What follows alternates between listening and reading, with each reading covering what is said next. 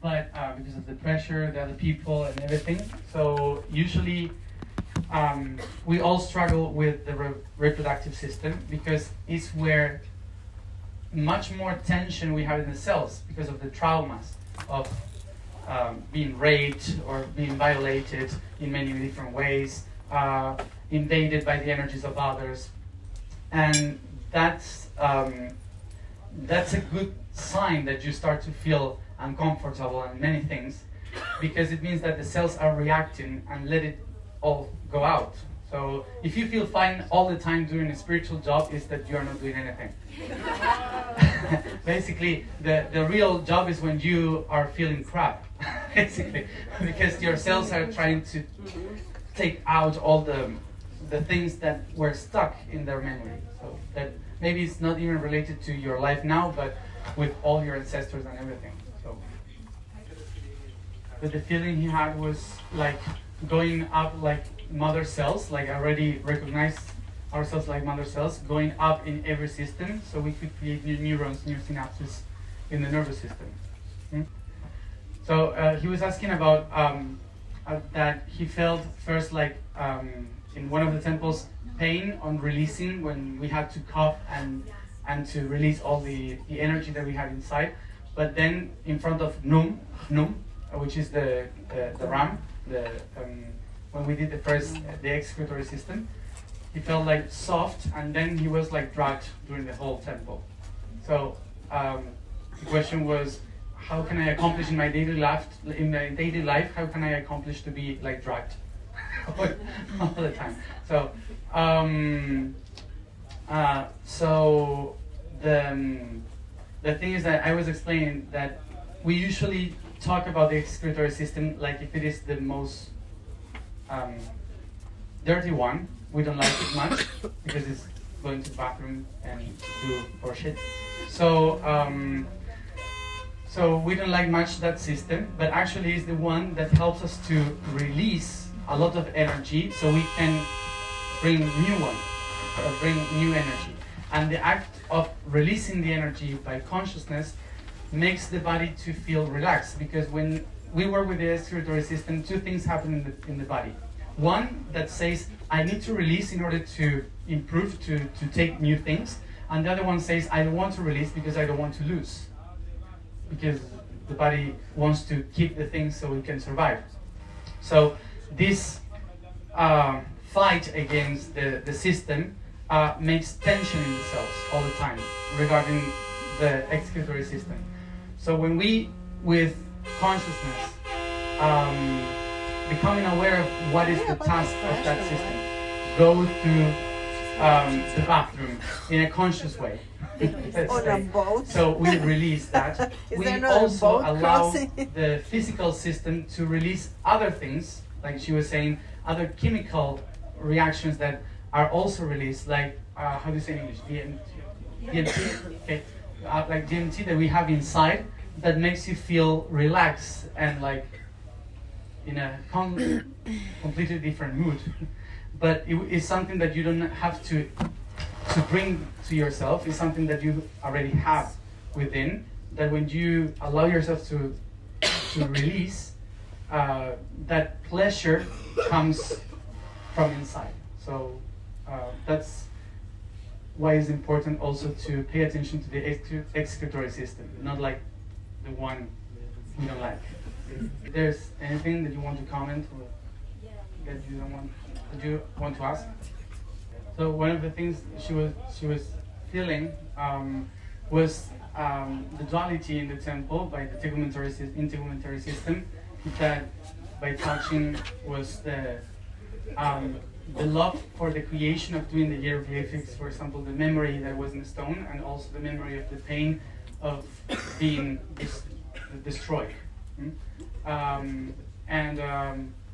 The concept that she got from there was how important it is to work with the unity of all the systems, not just by separate, but something much more quantic, sportive. I miss a word. A quantic sportive medicine, in which you can understand how each duality, like food and poison, are actually kind of the same, but you need to know how to put it as one, and the active part of the body and the quantic part that connects every one of the different aspects. So it's like that unity through that duality.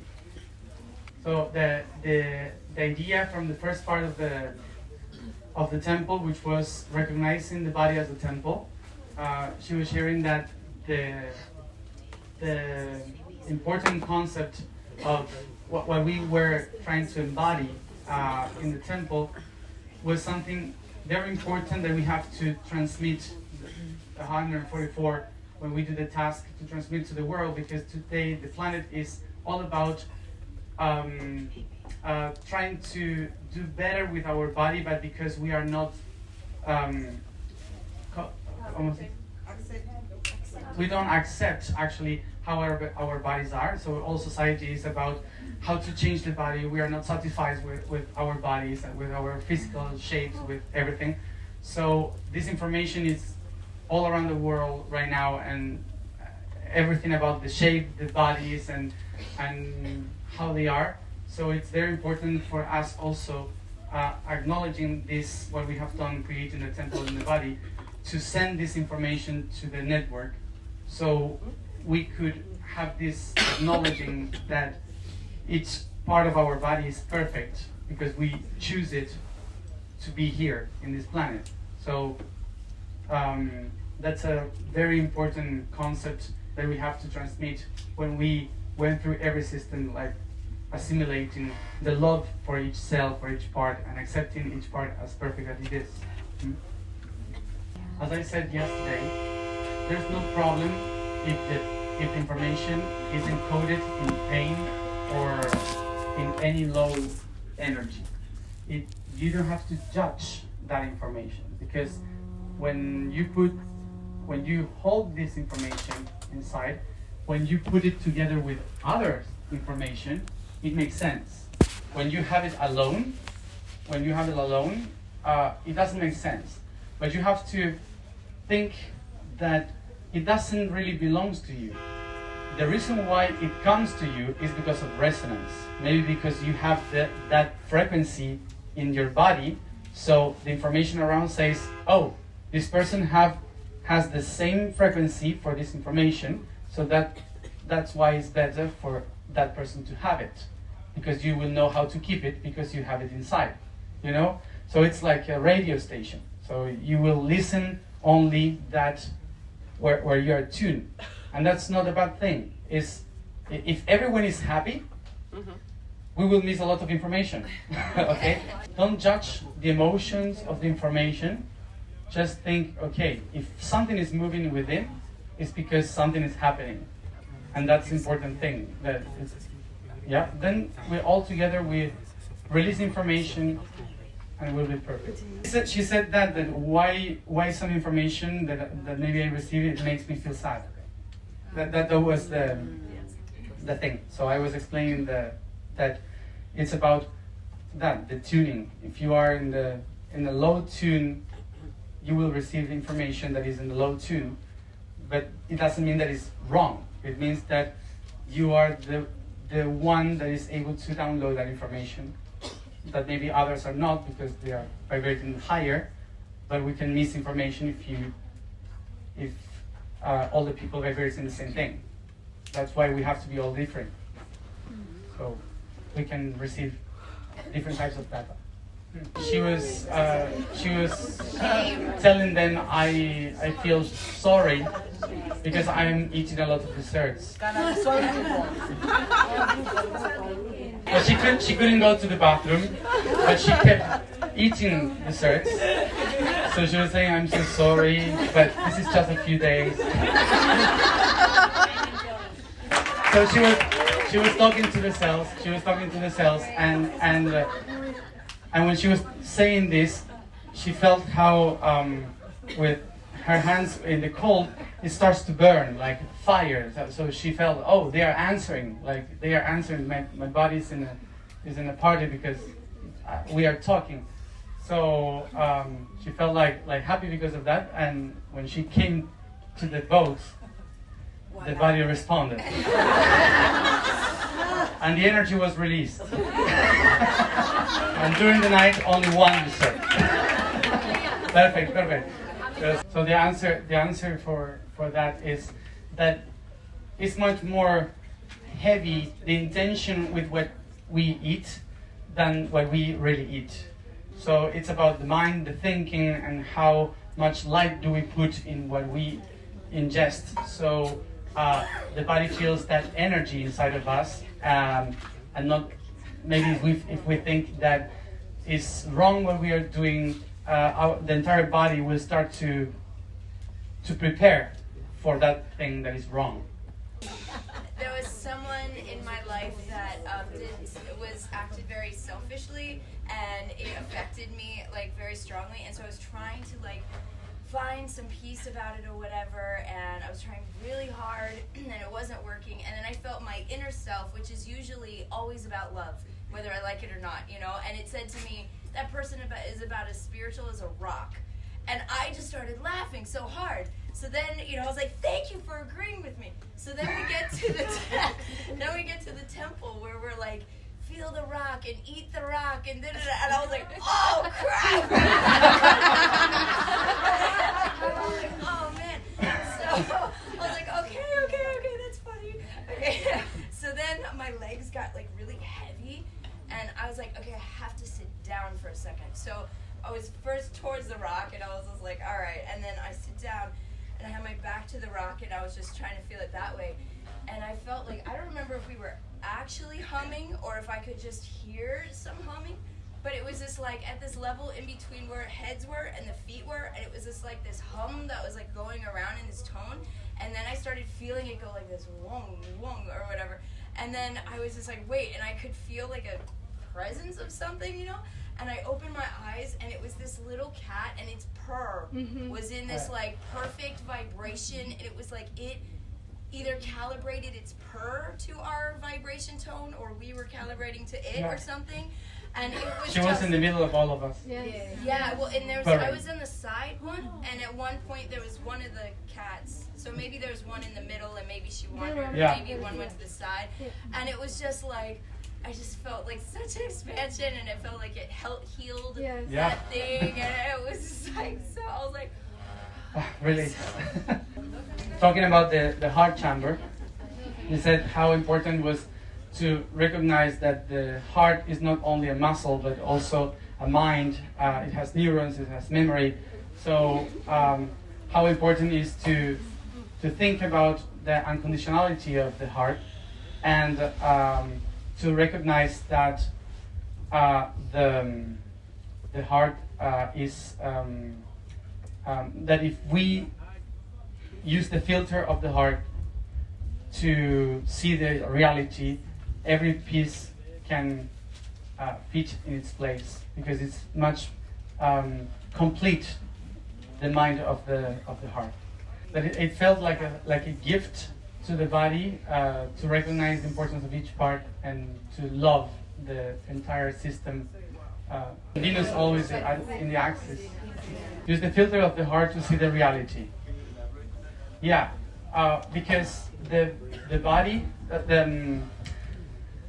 not only the brain has neurons or information transmitters, they also are in the heart and the intestines. So the three brains of our body. So the heart, which is the one that balances everything and shares the energy with everything, it also thinks and sees reality through the pulse. So when you start to not only see reality through the eyes of the mind, but through the heart, which is a very poetical thing, but actually is something real. When you sense the pulse of everything, you can feel it much better, the whole reality, than just staring at it with the brain. That's what it meant. So she was feeling how it was all of us in another dimension, in another kind of boat, in the same chamber but with water around, and how by the pulse of the heart we were expanding the information through the waves of that water to the blood of the planet.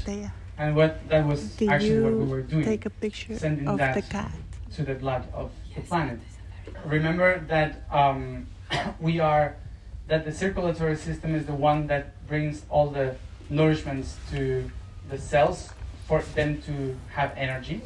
So we were doing exactly the same with the pulse, but sending information instead of cells to each living being in the planet. So it was kind of the same thing. And she was saying that in that moment she started to laugh a lot and couldn't stop.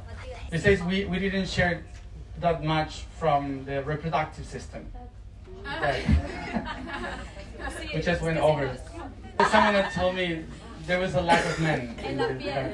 He was saying how the importance of being balanced between the feminine and the masculine energy, because we are here too many women, and how women has to treat the masculine energy too. So all the work that we were doing was like kind of being sent to Venus because we were aligned with it, and then from the light of Venus coming back in a different way. I don't know if you are familiar with the script of Mary Magdalene, that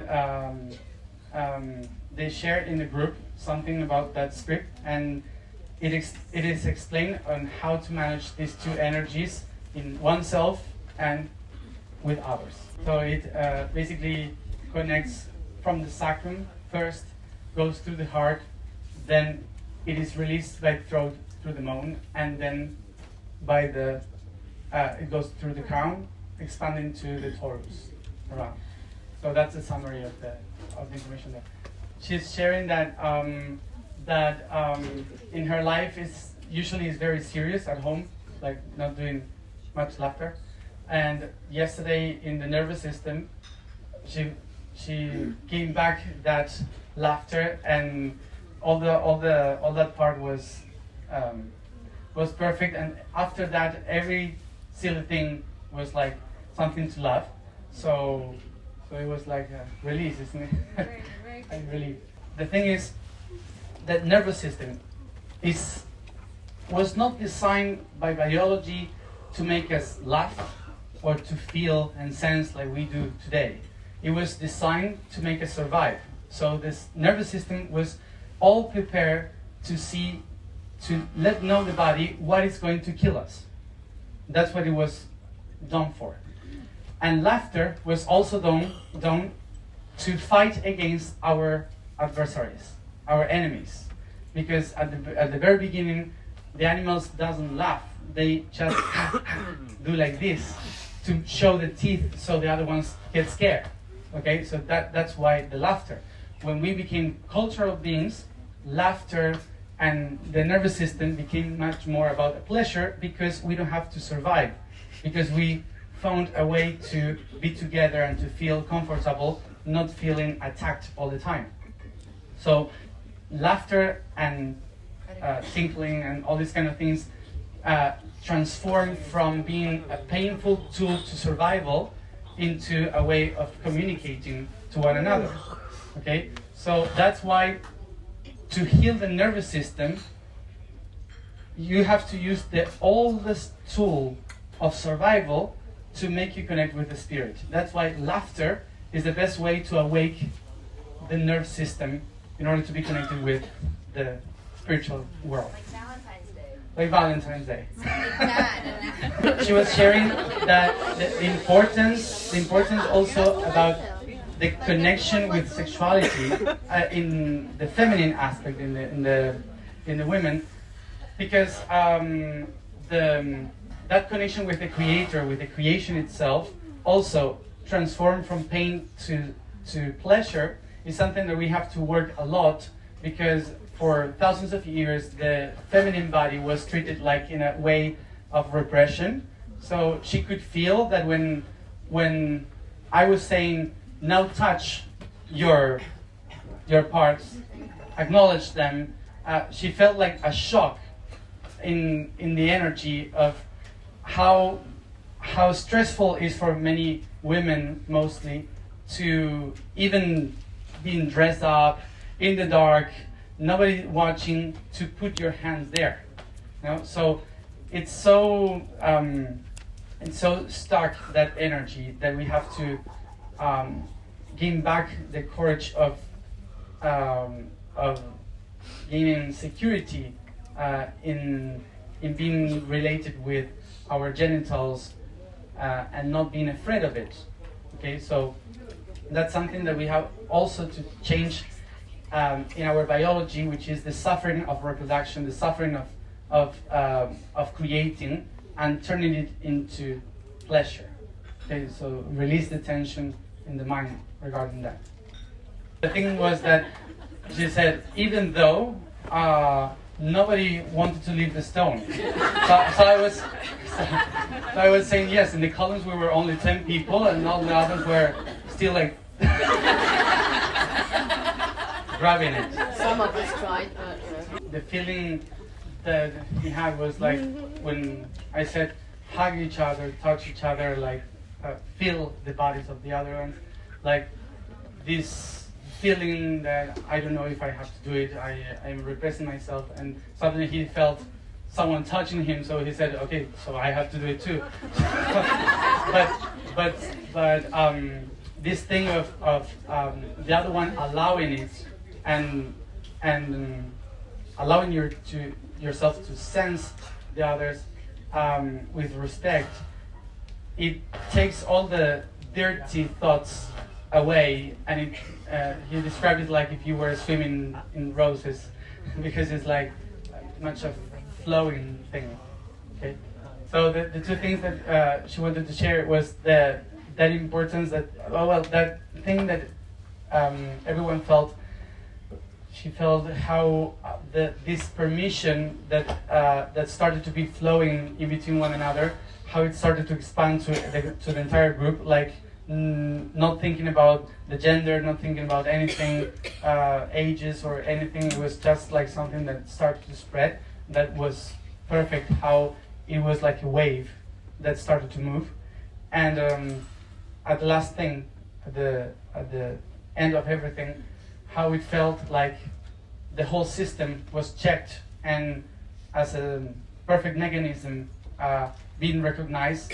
So how the entire work was kind of like an improvement of the system, saying, okay, this is already aligned, so now you can keep going with this machine.